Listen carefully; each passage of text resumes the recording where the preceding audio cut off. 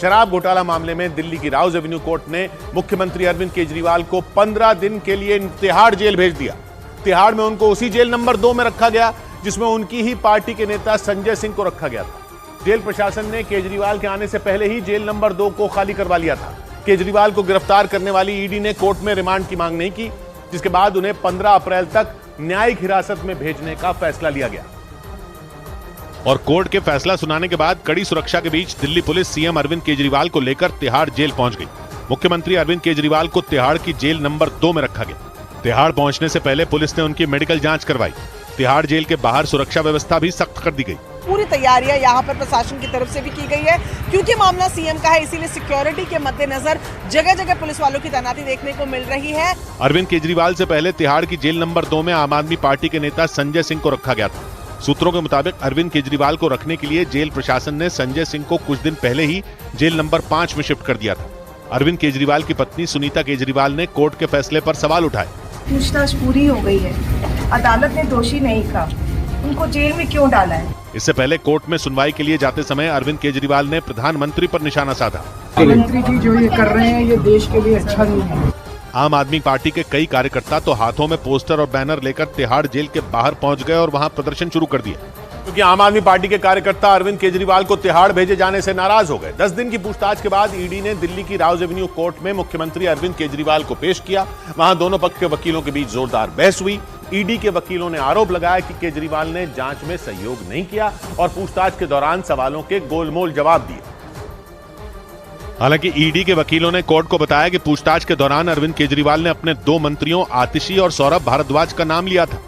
ED के वकीलों ने कोर्ट को बताया कि पूछताछ में विजय नायर के मुद्दे पर केजरीवाल ने ईडी के अफसरों को गुमराह करने की कोशिश की थी, लेकिन बाद में पूछताछ के दौरान यह बयान दिया था कि विजय नायर उन्हें नहीं बल्कि उनकी कैबिनेट में शामिल आतिशी और सौरभ भारद्वाज को रिपोर्ट करते थे। विजय नायर दिल्ली के शराब घोटाले के मुख्य आरोपियों में एक हैं और मुख्यमंत्री अरविंद केजरीवाल के बेहद करीबी माने जाते हैं। लेकिन पूछताछ में केजरीवाल ने बताया कि विजय नायर से उनकी बातचीत बेहद कम थी।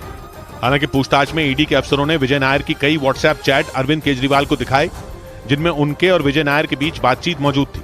ईडी के वकीलों ने कोर्ट को बताया कि व्हाट्सएप चैट दिखाए जाने के बाद अरविंद केजरीवाल ने विजय नायर से जुड़े सवालों का जवाब तक नहीं दिया था। और दिल्ली की राउज एवेन्यू कोर्ट में ईडी के वकील जब ये बातें बता रहे थे, उस वक्त अरविंद केजरीवाल कोर्ट में ही मौजूद थे। ईडी के वकीलों की बातों का केजरीवाल ने कोर्ट में खंडन नहीं किया। ईडी ने कोर्ट को बताया कि शराब घोटाले के आरोपी विजय नायर खुद ये कबूल कर चुके हैं कि उन्होंने दिल्ली के कैबिनेट मंत्री के घर पर रहकर नई शराब नीति बनाई थी और वो दिल्ली के सीएम कैंप ऑफिस में भी काम करते थे। ईडी के मुताबिक आरोपी विजय नायर न सिर्फ मुख्यमंत्री अरविंद केजरीवाल को जानते थे बल्कि उनके संपर्क में भी थे। ईडी ने बताया कि पूछताछ के दौरान इन आरोपों पर गोलमोल जवाब देते हुए अरविंद केजरीवाल ने यह कह दिया था कि सीएम कैंप ऑफिस में कौन कौन काम करता था, इसकी सीधी जानकारी उन्हें नहीं रहती थी। ईडी ने कोर्ट को बताया कि विजय नायर आम आदमी पार्टी के कोई छोटे कार्यकर्ता नहीं थे बल्कि मीडिया कम्युनिकेशन सेल के हेड थे। ईडी ने कोर्ट को बताया कि रिमांड के दौरान पूछताछ में केजरीवाल को विजय नायर और शराब कारोबारियों के बीच हुई 10 बैठकों की डिटेल दिखाई गई थी और इन बैठकों का जिक्र करते हुए ईडी ने उनसे सवाल किए थे कि किसके कहने पर विजय नायर शराब कारोबारियों के साथ नई शराब नीति लागू करने को लेकर बैठकें कर रहे थे। लेकिन ईडी ने बताया कि मुख्यमंत्री ने इसकी जानकारी होने से भी इनकार कर दिया था। और यहां तक कि ईडी की पूछताछ के दौरान अपनी ही पार्टी के नेताओं को अरविंद केजरीवाल ने कंफ्यूज तक बता दिया था। दिल्ली की राउज एवेन्यू कोर्ट में ईडी के वकीलों ने 10 दिन की रिमांड के दौरान केजरीवाल से हुई पूछताछ की एक-एक डिटेल रखी और कोर्ट को बताया कि मुख्यमंत्री अरविंद केजरीवाल ने किसी भी सवाल का सीधे सीधे जवाब नहीं दिया था। ईडी ने कोर्ट को बताया कि पूछताछ में जब शराब घोटाले पर उनकी पार्टी के नेताओं के बयान उन्हें दिखाए गए तो केजरीवाल ने उल्टे उन्हें ही कंफ्यूज घोषित कर दिया था। ईडी ने कोर्ट को बताया कि अरविंद केजरीवाल को गोवा इलेक्शन में इस्तेमाल 45 करोड़ रुपए से जुड़े आरोपियों के मोबाइल फोन की location report, call recording, Goa की उस हवाला फर्म की इनकम टैक्स डिक्लेरेशन, आम आदमी पार्टी के उम्मीदवारों को दिए गए कैश की डिटेल यानी पूरी मनी ट्रेल दिखाई गई थी। हालांकि अरविंद केजरीवाल ने इसे आम आदमी पार्टी के खिलाफ एक साजिश बता दिया था। जबकि ईडी ने आरोप लगाया कि शराब घोटाले में रिश्वत से मिले पैसों का इस्तेमाल गोवा के चुनाव में किया गया था। आतिशी 2022 में हुए गोवा विधानसभा चुनाव के दौरान गोवा की प्रभारी थी और कोर्ट में नाम सामने आने के बाद जब मीडिया ने उनसे सवाल किए तो वो भी सवालों से बचती नजर आई। मैम आपका नाम आया है, आप कुछ कहना चाहेंगे? मैम पहली बार आप कोर्ट में थी, उन्होंने कहा कि सीएम साहब ने कहा है कि विजय नायर आपको रिपोर्ट करते थे।